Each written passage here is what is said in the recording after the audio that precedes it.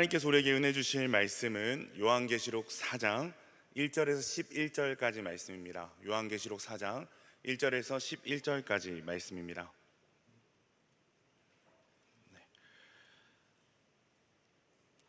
시간상 다 읽지는 않고 1절만 지금 읽고 나머지는 말씀을 나누면서 함께 살펴보도록 하겠습니다. 요한계시록 4장 1절부터 11절인데 1절 말씀만 우리가 한 목소리로 읽겠습니다. 시작. 일 후에 내가 보니 하늘에 열린 문이 있는데 내가 들은 바 처음에 내게 말하던 나팔 소리 같은 그 음성이 이르되 이리로 올라오라. 이후에 마땅히 일어날 일들을 내가 내게 보이리라 하시더라. 아멘. 여러분, 성경에서 가장 많이 나오는 하나님께서 우리에게 하시는 가장 많은 명령이 무엇일까요? 거룩해라, 사랑해라, 나를 찬양해라. 어떤 명령이 성경에서 가장 우리를 향하여 주어지고 있을까? 그 명령은 바로 두려워하지 말라입니다. 이 두려워하지 말라라는 이 하나님의 명령은 성경 안에서 무려 360회 이상 등장하는 명령이 바로 두려워하지 말라라는 명령입니다. 여러분, 이 두려워하지 말라라는 명령에 이렇게 많이 등장하고 있다는 것, 하나님께서 우리를 향해서 거의 360번이면 매일매일이잖아요, 그죠? 매일매일 삶을 살아가는 우리를 향해서 두려워하지 말라라고 이렇게나 많이 말씀하시는 이유가 무엇일까요? 아마 이 세상을 살아가는 하나님의 백성들의 형편을 우리 주님께서 누구보다 잘 알고 계시고, 우리의 이 연약한 심정 또한 우리 주님이 잘 알고 계신다라는 것을 의미하는 것 같습니다.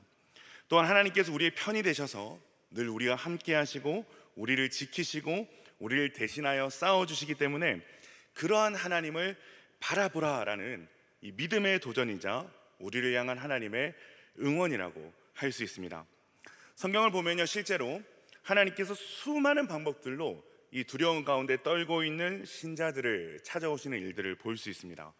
친히 그들을 찾아오셔서 말씀하시기도 하고, 어떠한 현상이나 놀라운 역사를 통해서, 때로는 사람을 통해서, 이 열왕기상을 보면 친히 하나님께서 어루만져 주시면서 이 선지자에게 힘과 용기를 주시는 장면도 등장을 하고 있습니다. 사랑하는 야베스 청년 여러분, 하나님께서 세상 속에서 두려워하는 우리의 형편을 아십니다. 그러한 우리에게 두려워하지 마라 라고 말씀하시면서 오늘 이 시간 여러분을 향해 용기를 주시기를 원하십니다. 오늘 우리 예배가 이 우리를 찾아오시는 그 하나님을 통하여 이 두려움이 물러가는 놀라운 은혜의 현장 되기를 소망합니다. 오늘 우리가 나눌 말씀은 요한계시록입니다. 요한계시록, 좀 이름만 들어도 뭔가 되게 난해해 보이는, 사실 많은 사람들이 어려워하는 책이 여러분 요한계시록입니다. 이 한글도 기록되어 있음에도 불구하고 읽어도 대체 무슨 말인가 싶을 정도의 이 난해한 환상들과 묵시들이 등장하고 있는 성경이 이 요한계시록입니다. 그렇기 때문에 요한계시록은 늘 뭔가 좀 신비한 책으로 우리 가운데 여겨졌던 것이 사실입니다. 그래서 이 책을 풀기 위해서 많은 이들이 노력하고 애쓰는 가운데 어떤 잘못된 해석들이 난무하기도 하고, 이단들이 악용해서 많은 이들을 미혹했던 책이 이 요한계시록이기도 합니다. 그만큼 어렵고 참 신비한 책이다라는 것이죠. 자, 그러나 사실 하나님께서 우리에게 이 요한계시록을 주신 목적은 생각보다 여러분 단순합니다. 어떤 목적일까요? 두려워하지 마라라는 겁니다. 요한계시록은 이 성도들로 하여금 세상을 두려워하지 않기 위해서 하나님께서 우리에게 주신 책이 바로 요한계시록입니다. 그 이유는 이 요한계시록에 쓰여진 시대적 배경을 살펴보면 잘 알 수 있는데, 요한계시록에 쓰여진 AD 92년경부터 이 로마 제국의 기독교 박해는 매우 강화되기 시작합니다. 로마 황제 이 도미티안이라는 사람은 이 로마 황제, 즉 자신을 신으로 섬겨야 한다라면서 강요를 하고, 이 로마 제국의 이름을 영원한 제국, 자신의 이름을 영원한 왕으로 부르도록 합니다. 즉 황제 우상화 작업을 시작을 한 거죠. 자, 이러한 시대 때 이 황제 숭배, 이 황제 우상 숭배를 거부했던 교회와 여러분 그리스도인들이 어떻게 됐겠습니까? 뻔하죠. 지독한 핍박을 당할 수밖에 없는 거예요. 일터를 잃기도 하고, 재산을 몰수당하기도 하고, 콜로세움에서 사자의 밥이 되기도 하고, 그렇게 사람들의 조롱거리와 구경거리가 돼가면서 그들이 죽어갔습니다. 자, 그렇게 이렇게 어려운 상황들이 계속 진행되는 가운데 여러분 어떤 일이 일어날까요? 수많은 기독교인들의 배교가 일어납니다. 남아있으면 남아있을수록 기독교 신자들은 점점 더 심각한 박해를 당하고 흩어지는 일들이 일어나게 됩니다. 예수님의 제자들 중에서도 요한 외에 모두가 다 순교를 했고 그들에 의해 세워진 교회들도 대부분 다 사라졌습니다. 이제 남은 기독교인들은 사람들의 시선을 피해서 교회나 지하로 숨어 들어갔습니다. 여러분, 초대교회에 어떤 역사들이 있었습니까? 수많은 어떤 부흥의 역사들이 일어났던 교회가 여러분 초대교회 아닙니까? 그런데 그 부흥의 역사가 일어난 지 얼마 되지 않아서 이제는 교회들이 다 망할 것만 같은, 교회들이 다 끝날 것만 같은 절대절명의 위기를 지금 이 시대의 교회들이 맞이하고 있다는 겁니다. 자, 이 요한계시록을 썼던 이 저자 요한의 상황은 어떻습니까? 이 반모섬에 유배되어 있습니다. 자, 그런데 그때 모든 절망들이 이 요한을 사로잡고 있었던 그때, 이 절망의 시대 가운데 이 절망의 상황 속에 있는 요한을 지금 하나님께서 찾아오셔서 놀라운 환상을 보여주고 계신 거예요. 자, 첫 번째 환상이 어떤 환상이었습니까? 위기 가운데 있는 이 소아시아 7교회에게 주시는 계시들로 하나님이 찾아오십니다. 그 계시들 가운데서 처음 사랑을 잃어버리지 마라, 흔들리지 마라, 미지근한 신앙생활을 하지 마라, 앞으로의 상황을 두려워하지 마라, 거룩해라라는 어찌 보면 책망과 권면과 그리고 칭찬들과 격려들의 이야기들을 첫 번째 환상을 통해서 해주시는 거죠. 자, 그리고 나서 오늘 저희가 나눌 이 두 번째 환상이 4장부터 등장을 합니다. 우리 말씀을 한번 찾아볼까요? 요한계시록 4장 1절 말씀입니다. 우리 다시 한번 이 말씀을 읽어보겠습니다. 시작. 일 후에 내가 보니 하늘에 열린 문이 있는데 내가 들은 바 처음에 내게 말하던 나팔 소리 같은 그 음성이 이르되 이리로 올라오라, 이후에 마땅히 일어날 일들을 내가 내게 보이리라 하시더라. 이 요한의 첫 번째 환상이 지상에서 이 그리스도의 음성을 듣는 것이었다면, 이 4장부터 시작되는 이 두 번째 환상에서는 요한이 하늘의 열린 문 가운데로 들림받는 것으로 시작을 하고 있습니다. 여러분, 이 환상이 기록된 이 4에서 5장은요 이 요한계시록 전체에서 너무너무 중요한 역할을 합니다. 이 많은 주석가들은 요한계시록 4에서 5장이 앞으로 전개될 많은 나머지 장을 바라볼 수 있는 이 하늘 전망대와 같은 역할을 한다라고도 해석을 합니다. 즉 요한계시록 전체를 이해하는 방향을 4에서 5장이 제시를 하고 있다는 거죠.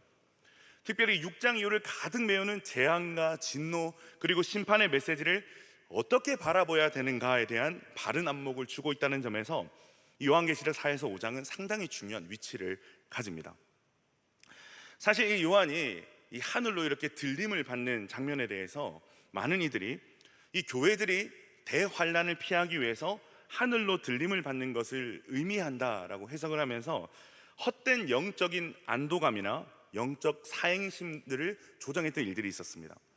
그래서 그로 인해서 많은 이단 종파들도 생겨나고 그것을 추종하는 가운데 안타까운 해프닝들이 일어나기도 했습니다. 다미선 교회 같은 경우에는 모든 일상의 삶들을 접어두고 산으로 다 올라가는 일들이 일어났던 거죠. 그러나 오늘 본문의 내용은 여러분 그러한 내용이 아닙니다. 그러한 의미가 아니에요. 교회가 이 대환란을 피하기 위해서 하늘로 들림을 받는 것이 아니라 오히려 환란 가운데 있는 교회들에게 소망과 위로의 메시지를 하나님께서 두 눈으로 확인하고 체험시키기 위해서 사도 요한이 하늘 보좌로 초청받는 장면임을 우리는 염두에 두고 이 말씀을 보아야 합니다. 즉 지상에서 힘든 싸움을 하고 있는 교회와 공동체에게 지상 너머의 하늘 세계가 존재한다는 것을 요한을 통해 분명하게 하나님께서 확인시켜 주시면서 박해와 환난의 시대를 지내오는 사람들에게 위로와 소망을 주시고자 하는 것이 요한을 부르신 하나님의 목적이라는 겁니다. 자, 그렇다면 이 두려움과 고통과 박해 속에서 이 허덕이고 있는 이들을 향한 예수님의 이 음성이 무엇일까요? 그것이 바로 이리로 올라오라 라는 것입니다. 저는 이 요한을 향해 예수님께서 말씀하신 이 음성이 너무 좋습니다. 이리로 올라오라. 고통과 절망의 소리가 가득하고 희망과 소망이 보이지 않는 이 땅의 일들에 매몰되지 마라. 교회들이 다 망한 것 같고 나를 믿는다는 것은 고통뿐인 것만 같고 거대한 세상 속에서 예수를 믿는 너희의 삶이 초라해 보이는 거 내가 다 안다. 그러나 이것이 전부가 아니라 네가 지금 경험하고 바라보는 것이 전부가 아니다. 네가 보지 못한 엄청난 것들, 이후에 일어날 일들을 내가 보여주겠다. 너희는 지금 이것을 보아야만 한다. 이것을 보아야 상황이 주는 절망과 두려움을 이겨내고 너희가 흔들리지 않을 수 있다. 그러니 이리로 올라오라. 사랑하는 청년 성도 여러분, 여러분 신자의 삶에서 가장 큰 위로가 무엇이라고 생각을 합니까? 저는 두말 없이 이리로 올라오라 라는 주님의 음성이 들리는 시간이라고 확신합니다. 이 말은 사도 요한처럼 어떻게 말로 닿을 수 없는 초자연적인 환상을 우리가 모두가 다 보아야 한다는 말이 아닙니다. 세상을 살면서 지지고 볶는 현실에 매몰되었던 우리의 시선이 이 주님의 놀라우신 초청으로, 영적인 곳으로, 영원한 곳으로 우리의 시선이 옮겨지는 은혜를 우리가 경험해야 된다는 겁니다. 사랑하는 야베스 청년 여러분, 우리가 사모해야 할 은혜가 바로 이 은혜입니다. 왜냐하면 이것이 우리가 성도답게 살아갈 수 있는 가장 큰 위로요, 힘이요, 소망이기 때문입니다. 자, 그렇다면 요한을 하늘 전망대로 초청하신 예수님께서 보여주신 일들이 무엇일까? 우리 먼저 2에서 6절 말씀을 한번 살펴보겠습니다. 2에서 6절 말씀 우리 함께 읽겠습니다. 시작. 내가 곧 성령에 감동되었더니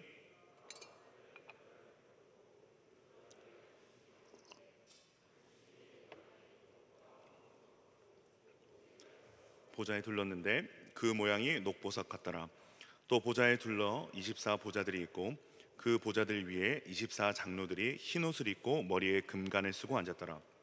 보좌로부터 번개와 음성과 우레소리가 나고 보좌 앞에 켠 등불 7이 있으니 이는 하나님의 7영이라. 보좌 앞에 수정과 같은 유리 바다가 있고 보좌 가운데 보좌 주위에 네 생물이 있는데 앞뒤에 눈들이 가득하더라. 이 2에서 6절의 내용은 하늘에 있는 하나님의 보좌와 그 주변에 대한 상징적인 묘사로 이루어져 있습니다. 하늘의 열린 문으로 올라간 요한은 눈앞에 펼쳐진 위대한 광경을 지금 목도하고 있습니다. 하나님께서 하늘 보좌를 펼치시고 그 보좌 위에 앉으셨는데 그 모습이 벽옥과 홍보석과 같고 녹보석과 같아 보인다라고 기록을 합니다. 이것은 하나님의 모습이 보석 같다는 뜻이 아니라 하나님께서 이 보석들이 보여주는 성격을 가지신 분이라는 것을 우리에게 말해줍니다. 이 보석의 빛깔들이 드러내는 하나님은 하나님께서 가지고 계시는 주권적인 위엄이나 거룩함이나 아름다움이나 순결이나 영광스러움을 의미합니다. 그리고 무지개가 지금 보여지고 있다는 것은 독자들로 하여금 무엇을 연상시키게 할까요? 노아의 언약을 연상시키면서 하나님께서 언약에 참으로 신실하신 분이심을 드러내고 있는 겁니다. 즉 하나님께서는 그 누구도 가까이 할 수 없는, 그 누구도 감히 비교할 수 없는 거룩함과 영광스러움을 가지신 분이시며 그분은 그 누구보다 언약에 신실하신 분이신 것을 지금 보여주고 있는 겁니다. 여러분 한번 생각해 보세요. 이 범접할 수 없는 존재의 하나님, 그 하나님이 우리를 향해 주시는 그 언약이 하나도 땅에 떨어지지 않게 다 성취하시는 언약에 신실하신다는 것이 우리에게 얼마나 큰 위로가 되겠습니까? 자, 또 무엇을 봅니까? 하나님이 앉아 계신 보좌 주변에는 또 다른 24개의 보좌가 있는데 그 보좌에는 면류관을 쓰고 앉아있는 24명의 장로들이 있다는 겁니다. 그리고 번개의 음성과 우레소리와 같은 요한을 압도하는 음성들이 들리고 그 보좌 앞에는 하나님의 영으로 보이는 7 등불들이 켜져 있는 것을 볼 수 있습니다. 그리고 그 보좌 앞에는 수정 같은 유리바다가 있고 눈이 가득한 날개를 6개씩 가진 생물들이 앉아있다라고 기록을 하고 있습니다. 자, 그런데 여러분도 지금 이 말씀을 보면서 이게 대체 무슨 말이고 하는 생각이 들죠, 그죠? 그런데 흥미로운 사실이 있어요. 이 환상을 지금 보고 이 환상을 우리에게 전해주고 있고 이 환상을 묘사하는 이 요한의 말을 보면요, 항상 그 끝에 붙는 말이 있어요. 뭐뭐와 같고 뭐뭐와 같더라라는 말을 계속해서 붙이고 있다는 겁니다. 여러분 이것이 무엇을 의미할까요? 요한 또한 자신이 본 이 하늘 보좌의 광경을 설명하는 데 있어서 사실 한계를 느끼고 있다는 겁니다. 요한은 구약에서 이미 등장한 내용들 그리고 자신이 가지고 있는 지식들로 하늘 보좌를 열심히 설명하지만 자신이 바라봤던 그것들이 정확하게 무엇인지, 그것이 무엇을 의미하는지는 요한 자신 또한도 정확하게 다 풀어낼 수는 없었다는 것이죠. 풀어낼 수 없었을 뿐만이 아니라 다 표현할 수도 없었다는 겁니다. 그런데 지금까지 어떤 일이 일어나죠? 이 환상을 해석하는 다양한 견해들이 나타나고 있다는 겁니다. 그런데 오히려 우리가 이 모든 것들을 정확한 의미 부여와 정확한 해석을 하려고 들면 사실은 이 환상 전체가 말해주고자 하는 메시지의 방향이 오히려 흐려질 수가 있습니다. 그리고 이 말씀을 준비하는데 뒤에 순서가 많으니까 빨리 끝내달라는 우리 이석찬 회장님과 같은 여러분들의 이 압박이 있었기 때문에 저는 오늘 이 모든 것들이 의미하는 중요한 이 하나의 메시지만 여러분과 함께 살펴보길 원합니다. 자, 그 중요한 이 하나의 메시지가 뭘까? 바로 하늘 보좌, 그리고 그 보좌에 앉으신 하나님입니다. 하늘 보좌, 이것은 이 요한계시록의 전체의 신학적 주제이기도 하면서 요한계시록에서 가장 강력한 메시지를 담고 있는 것이 바로 하늘 보좌입니다. 요한계시록에는 두 가지 보좌가 등장을 합니다. 하나는 이 하늘에 펼쳐진 하나님의 하늘 보좌, 또 하나는 짐승의 보좌입니다. 이 요한계시록 전체의 드라마는요, 바로 이 두 힘의 세력으로 인하여 벌어지는 파워게임이라고 할 수가 있습니다. 누가 궁극적인 통치의 권한을 가지고 있는가? 누가 절대적인 능력을 가지는 역사의 주인인가? 누가 세상을 관장하는 주권자인가? 이것을 밝히 보여주고자 하는 것이 요한계시록이라는 거죠. 여러분, 이 당시 세상의 중심은 로마 황제였습니다. 이 로마 황제의 힘은 자신의 신격과 할 만큼 강력했고, 실제로 당시 많은 사람들의 주된 찬양과 경배의 대상이 이 로마 황제였습니다.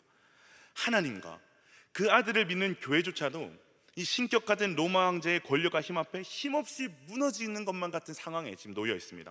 자, 그런데 그때 요한에게 이리로 올라오라 라고 말씀하시면서 하나님께서 하늘의 보좌를 보여주시는 거예요.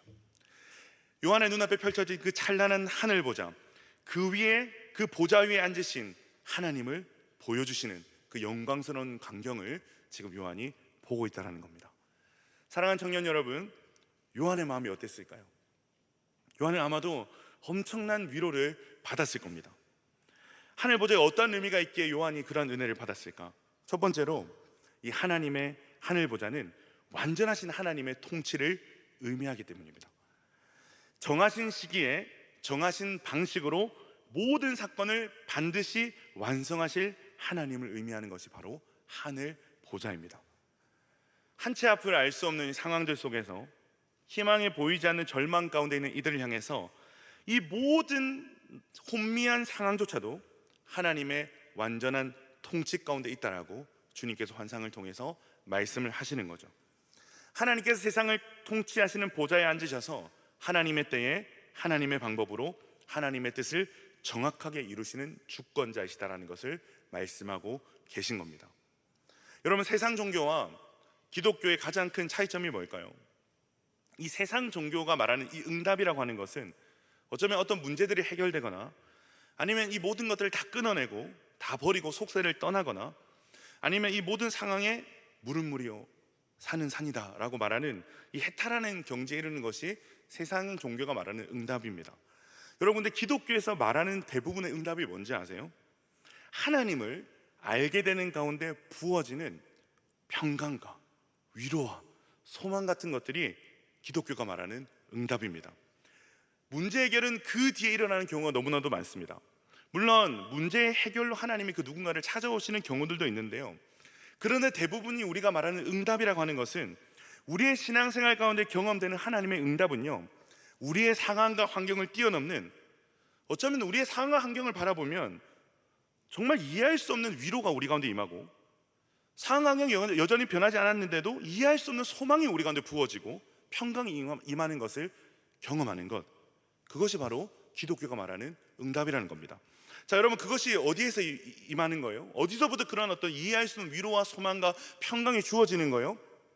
바로 하나님이 누구이신지를 아는 것, 하나님께서 우리에게 행하신 일들을 아는 것, 그분의 완전한 통치, 약속하신 모든 것을 성취하시는 하나님의 일하심, 후회와 실패가 없으신 하나님을 아는 것에서부터 말로 다할 수 없는 위로가 외부로부터 우리 가운데 부어지는 거예요. 여러분, 이것이 기독교 신앙의 가장 큰 신비입니다. 제가 오늘 좀 전까지 이번 주 마을 이야기들을 목자들이 보내준 마을 이야기들이 있는데 이 수련회를 통한 얼마나 많은 간증들이 있는지 모릅니다.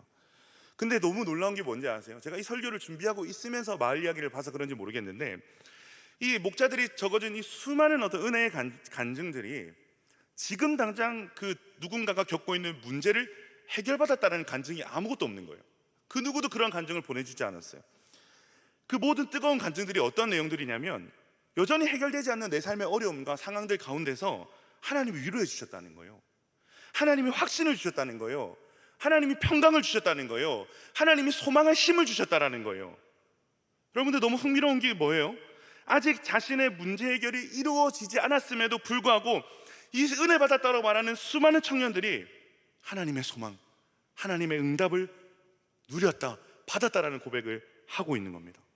여러분 놀랍지 않습니까? 상황과 문제가 전혀 해결된 게 없어요. 여전히 우리 삶은 고통 속에 있어요.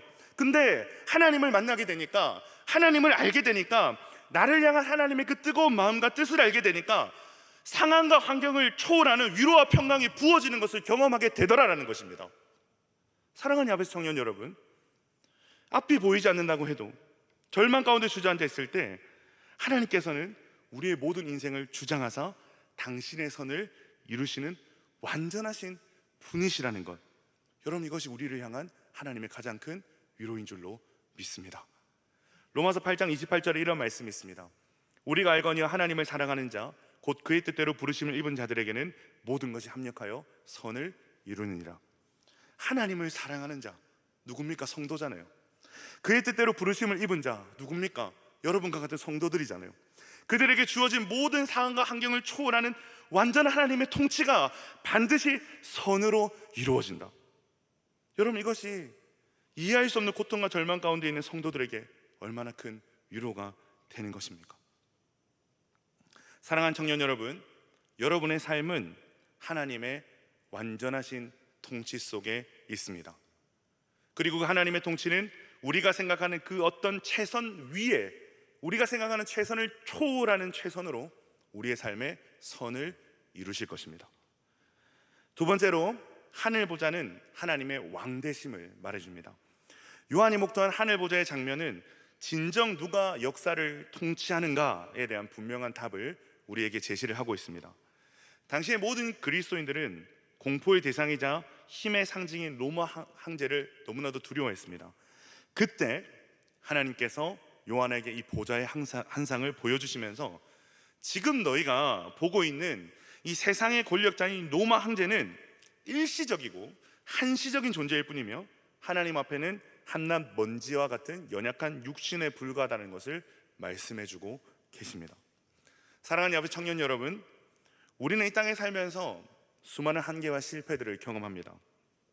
계획했던 일들이 잘 안 풀리고 뭔가를 시도할 때마다 막히는 것 같고 하나님을 믿지 않는 세상 사람들은 승승장구하고 잘 되는 것 같은 반면에 우리의 삶은 과연 하나님의 통치 안에 있나 싶을 정도로 어렵고 막막하고 꼬일 때가 있습니다.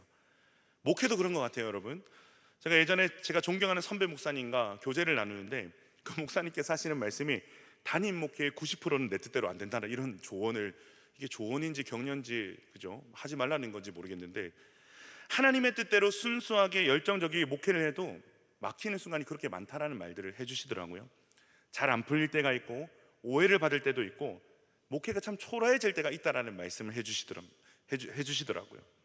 여러분 보십시오. 세상을 보십시오. 세상은 점점 더 거대해지는 것만 같고 악인들은 점점 더 형통하는 것 같고 이 목회뿐만이 아니라 우리의 전반적인 삶이 어쩌면 이 믿음을 지키고 살려고 하면 할수록 이 골리앗과 같은 세상 앞에서 우리의 자리는 점점 더 작아지는 것만 같은 것을 발견할 때가 무수하게 많다라는 겁니다. 그때 주께서 우리에게 무슨 일을 하신다는 거예요? 우리의 눈을 열어서 하늘 보좌를 보게 하심으로 이 세상의 참 주권자가 누구이신지를 보게 하신다라는 겁니다. 제가 만나는 사람들의 거의 8, 90%는 크리스찬인 것 같습니다. 그런데 동일하게 크리스찬이라고 고백하는 이들을 만나보면 사실 그들이 가지고 있는 믿음은 참으로 제각각이구나라는 것을 느끼게 됩니다. 어떨 때는 이 사람이 정말 신앙이 있는 사람이 맞는가 싶을 정도의 사람들도 만나게 되는데 근데 이들은 분명 하나님을 믿는다고 얘기를 합니다. 그런데 조금만 더 깊이 얘기해 보면 하나님께서 이 세상을, 자신의 삶을 다스리신다라는 것을 전혀 믿지 않는 사람이구나라는 것을 느낄 수 있습니다. 자신의 삶을 해석하는데, 자신의 삶을 고백하는 데 있어서 하나님의 자리가 없는 거예요. 하나님이 있어야 될 자리가 없는 거예요. 이들의 삶을 이끌고 이들의 삶의 흥망성쇠의 자리에 돈, 건강, 기회, 학벌, 결혼, 인맥, 이러한 것들만 가득하고 하나님의 자리가 없는 거예요. 한 시간을 이야기도 하나님 얘기가 나오지가 않아요. 그들이 대놓고 내가 하나님 대신에 이런 것을 섬기고 있습니다라고 말하지는 않지만 그 삶의 이야기를 들어보면 하나님이 아니라 다른 것들을 섬기고 있구나라는 것을 너무나도 쉽게 발견할 수가 있는 겁니다. 최근에 한 자매가 저에게 이런 고백을 나눠줬어요.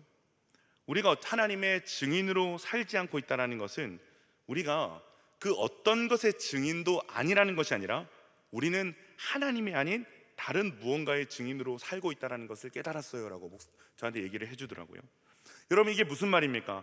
우리가 하나님의 주권을 믿으며 우리의 삶에 하나님을 전적으로 섬기는 자리가 없다면 아무것도 우리는 섬기지 않는 사람이 아니라, 아무것도 우리는 주인으로 삼지 않는 사람이 아니라 우리는 분명 하나님 외에 다른 우상을 섬기고 있다는 겁니다. 그렇기 때문에 예수님께서 우리에게 뭘 말씀하세요? 너희는 두 주인을 섬길 수 없다라고 말씀을 하시는 거잖아요. 내가 너희의 주인이거나 아니면 다른 무언가가 너희의 삶의 주인이거나 둘 중에 하나라는 겁니다. 여러분, 초대교회 상황이 어떻습니까? 이들은 하나님께서 세상을 통치하신다고 믿었지만 이들이 두 눈으로 보는 세상은 황제 도미티안이 다스리는 것만 같은 세상이었습니다. 그가 원하는 대로 모든 세상이 움직이는 것만 같았습니다. 그런데 그때 예수님께서 요한을 불러서 이리로 올라오라, 보라, 다시 보아라 라고 말씀을 하고 계신 거죠. 이 로마의 황제의 그 높아 보이는 보좌와는 비교할 수 없는 하나님의 찬란하고 영광스럽고 위엄 있는 그 보좌, 그 하늘 보좌에 앉아 계신 하나님의 영광 앞에 이 요한이 압도당하는 체험을 하면서 이 세상을 통치하는 진짜 왕은 황제 도미티안이 아니라 여호와 하나님이시구나, 그 하나님의 어린 양 예수 그리스도시구나 라는 것을 고백하게 되는 것입니다. 사랑하는 야베 청년 여러분, 하나님께서 이 세상을 다스리시는 유일한 왕이십니다. 그 주님을 바라보는 눈이 열리고 그 주님으로부터 오는 압도되는 그 영광 가운데 여러분의 두려움이 물러가는 것을 경험하게 되시기를 축원합니다. 자, 그렇다면 이 하늘 보좌에서 여러분 어떤 일이 일어나고 있을까요? 우리 7에서 11절 말씀을 같이 한번 읽어보겠습니다. 7에서 11절 말씀입니다. 시작. 그 첫째 생물은 사자 같고 그 둘째 생물은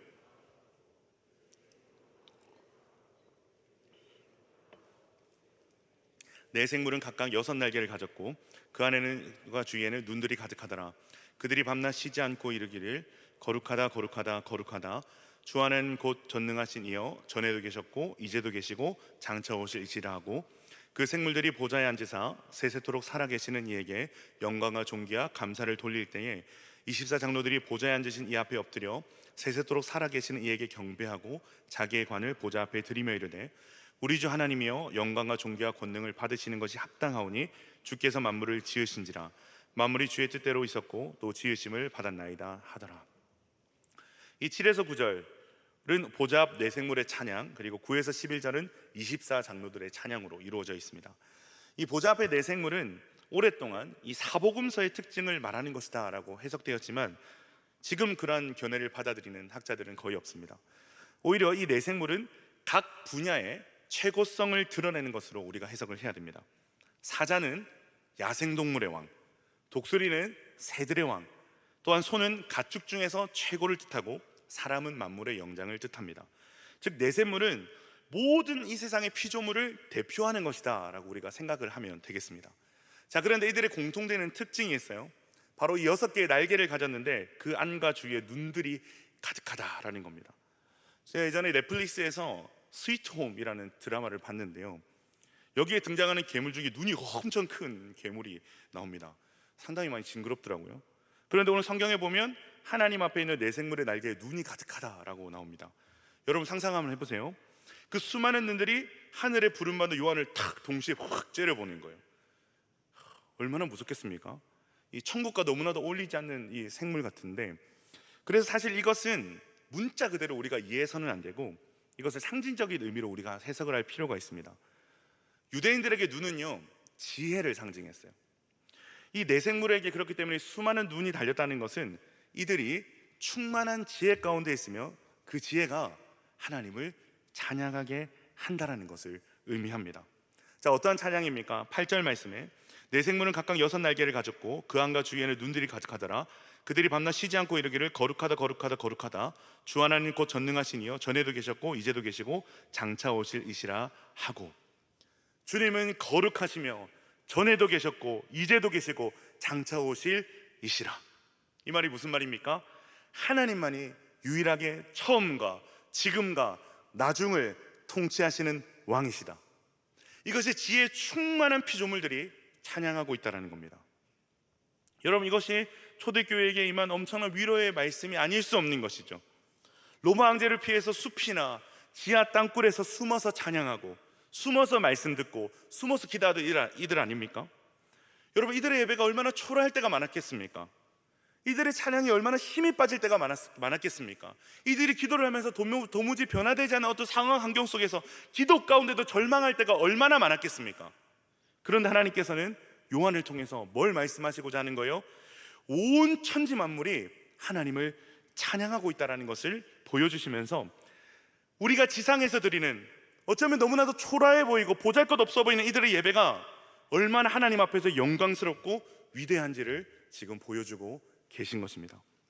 사랑하는 야베 청년 여러분, 여러분이 드리는 예배가 이렇게 영광스러운 예배라는 겁니다.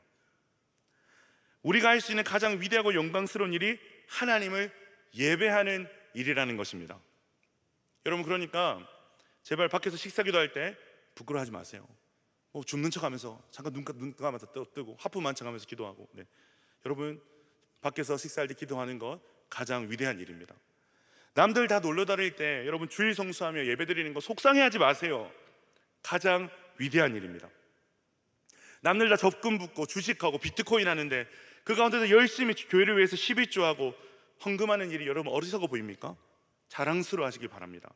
내 삶의 모든 물질이 하나님으로부터 왔다는 것을 고백하는 위대한 예배가 여러분 헌금을 드리는 일입니다. 주를 위해 손해보고 참아야 하는 일들이 여러분의 삶 가운데 있습니까? 사람들이 여러분을 향해 너무 답답하게 산다라고, 너무 바보같이 산다라고 이야기합니까? 여러분, 그 이야기를 들을 때 자랑스러워 하십시오. 삶으로 하나님을 예배하는 가장 위대한 일인 줄로 믿습니다. 여러분, 우리 예배가 왜 위대할까요? 하나님께서 성도의 예배를 너무나도 영광스럽게 받으시기 때문입니다. 자, 이제 하늘 보좌에 대한 마지막 이야기로 넘어갑니다. 10에서 11절입니다. 우리 같이 한번 읽어보겠습니다. 시작.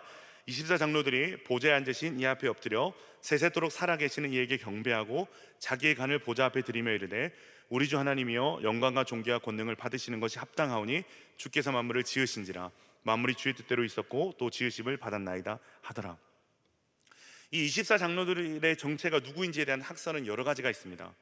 하나님을 경배하는 목적으로 창조된 하늘의 천사다라고 보는 입장도 있고, 성경에 나오는 위대한 인물들이다라고 보는 입장도 있습니다.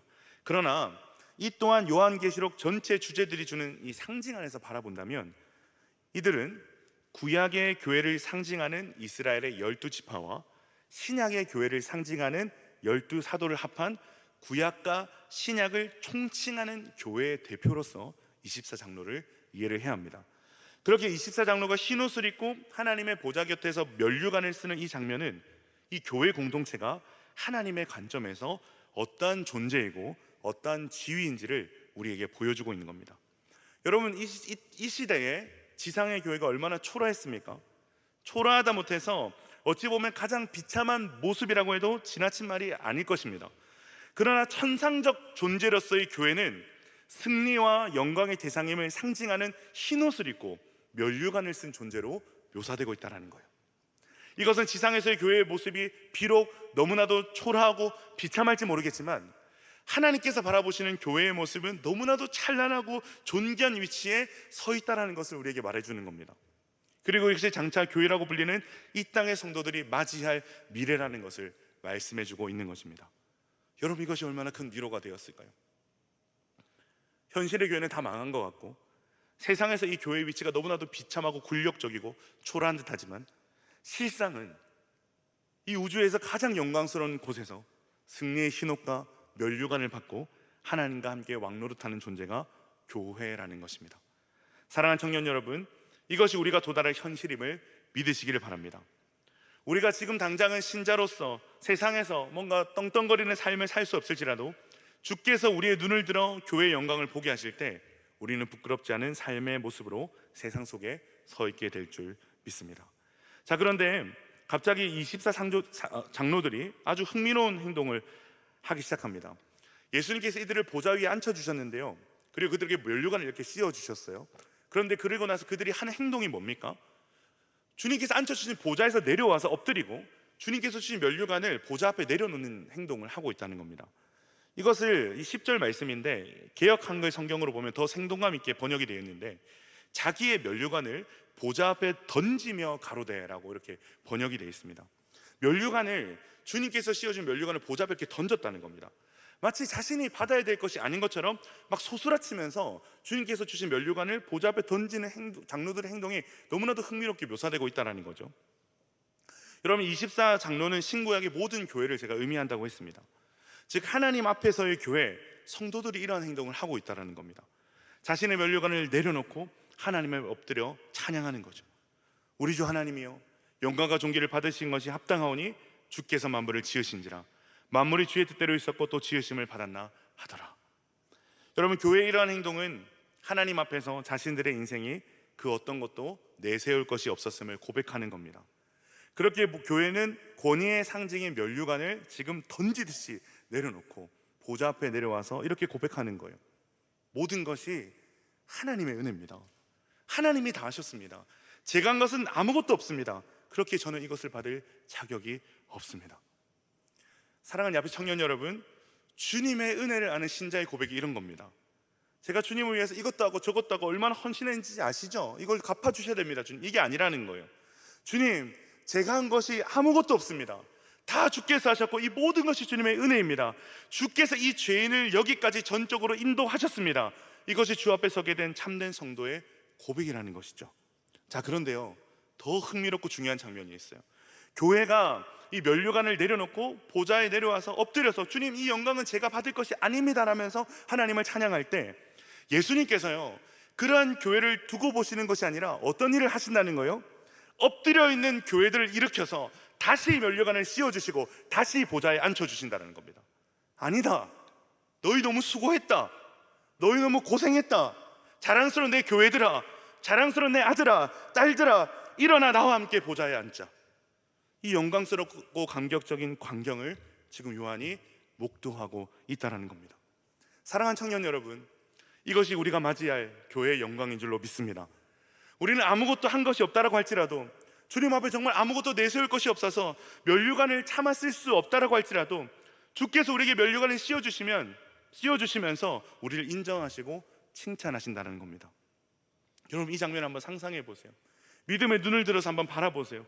믿음의 걸음을 걸으며 살아왔던 우리들, 너무나도 연약해서 정말 은혜 아니면 설명할 수 없는 그 시간을 보내면서 겨우겨우 걸어왔는데, 진짜 하나님의 그 전적인 은혜가 우리를 여기까지 오게 했는데, 하나님은 그런 나의 연약한 부족한 수고, 부족한 걸음을 인정해 주시고 우리를 칭찬해 주신다는 겁니다. 여러분, 이것만큼 우리에게 큰 위로가 있겠습니까? 하나님의 인정해 주심, 하나님의 칭찬해 주심, 저 천국에서 두 팔 벌려서 우리를 안아주시며 친히 그 영광의 면류관을 씌워주시며 잘했다, 수고했다 라고 말씀해 주시는 주님을 만나는 그날이야말로 세상 그 어떤 위로와 소망보다 우리에게 큰 힘과 위로가 되는 줄 믿습니다. 말씀을 정리합니다. 제가 너무나도 사랑하는 찬송가 중에서 나 같은 죄인 살리신이라는 찬송가가 있습니다. 1절이 어떻게 시작합니까? 나 같은 죄인 살리신 주 은혜 놀라와 잃었던 생명 찾았고 광명을 얻었네. 이 찬양의 가사는 여러분도 잘 알듯이 4절까지 있습니다. 이 찬양의 모든 가사가 너무나도 아름다워서 이 찬양을 부르다 보면 우리가 얻은 은혜가 얼마나 놀라운지를 우리가 발견할 수가 있는데요, 근데 제가 이 찬양을 좋아하는 가장 큰 이유가 있습니다. 이 찬양이 우리의 모든 구원의 서정을 노래하고 있기 때문입니다.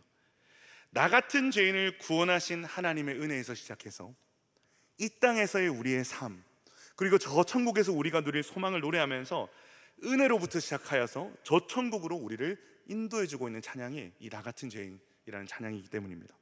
여러분, 이 찬양의 클라이막스인 4절의 가사가 뭡니까?